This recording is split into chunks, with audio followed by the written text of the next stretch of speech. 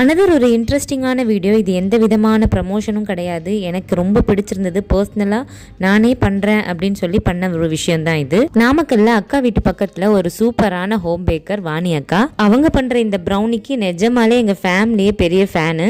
அக்கா அடிக்கடி நாகர்கோயிலுக்கு பார்சல் கொடுத்து விடுவா. அப்போவே சூப்பராக இருக்கும். இப்போ ஃப்ரெஷ்ஷாக பேக் பண்ண உடனே சாப்பிட்றதுக்கு அதை விட செம்மையாக இருந்தது. அவங்களோட மெயின் சிக்னேச்சர் டிஷ் வந்து ப்ரௌனி.